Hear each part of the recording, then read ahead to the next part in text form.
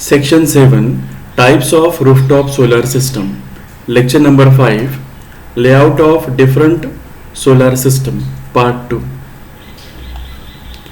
Learning objective of lecture number 5. Learner should able to draw solar system with direct load. Learner should able to draw off-grid solar system with DC load. Learner should able to draw off-grid solar system with DC and AC loads. Learner should able to draw grid tie battery backup solar system.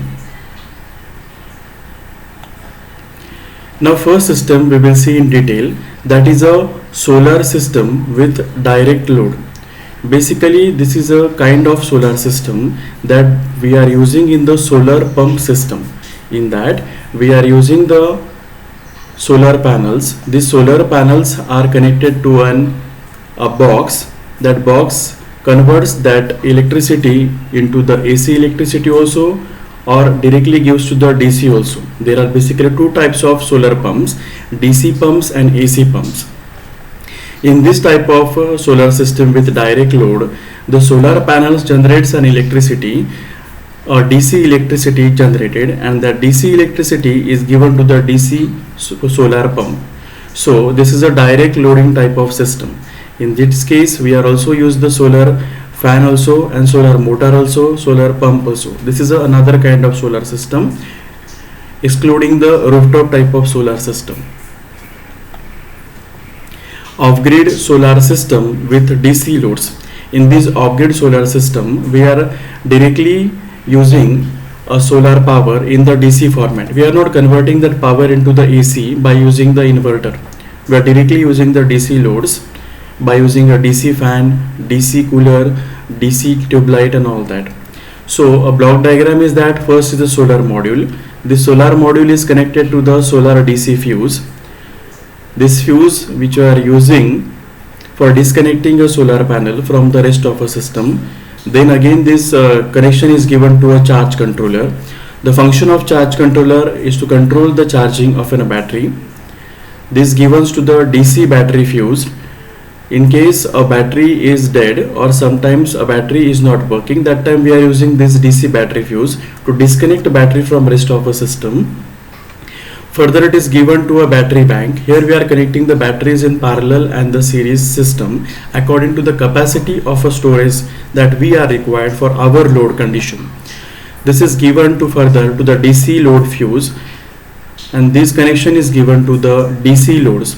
Here we are connecting to DC fan, DC light, DC CFL bulb or DC system we are connecting here.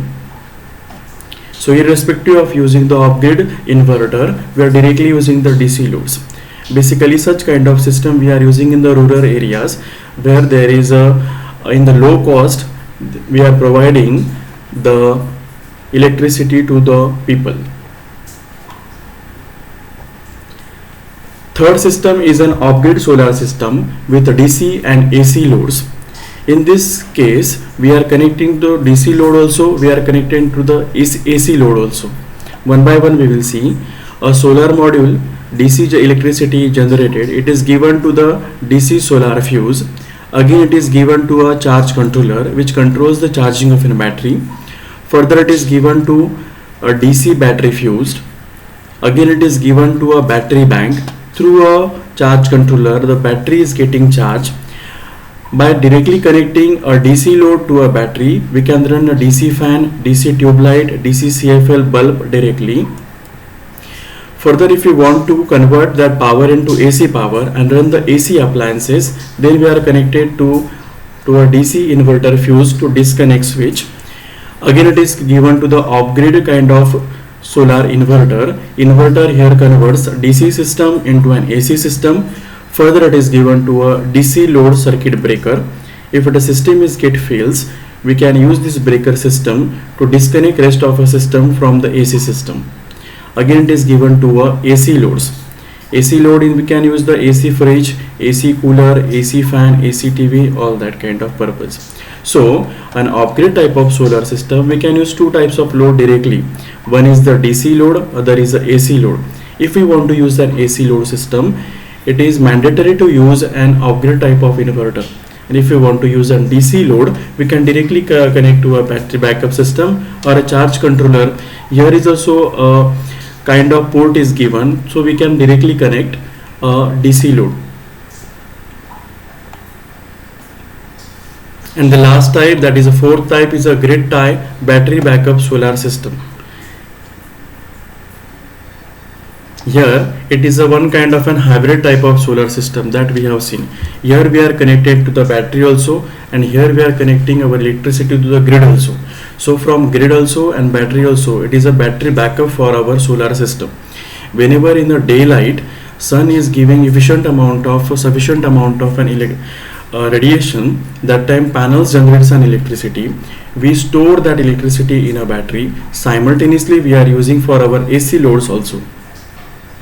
But at night, when solar system is not working, we can draw power from our battery bank. Also we can draw power from our grid connected system. The basic advantage of using battery bank in the grid connected system is that whenever there is a failure of utility grid, some type load shedding is happening with the utility grid, that time we can use a battery bank as a support purpose. Just like we are using the DG set, that is a diesel generator set, to back up our system whenever there is a load shedding of a grid connected system. Remember one thing, there is very much important point is that whenever there is a utility failure, at that time the solar system is not working. But in the hybrid kind of system, we can draw power from the battery backup system. So one by one we will see the diagram. Solar panels were connected in the series and the parallel condition.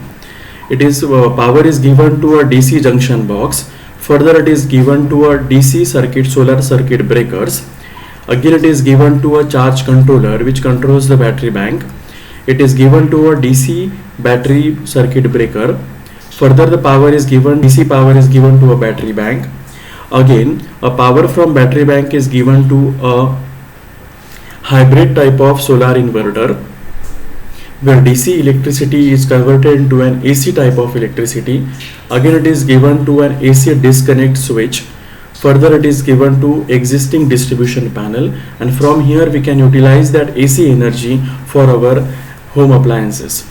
Further it is given to an utility net meter.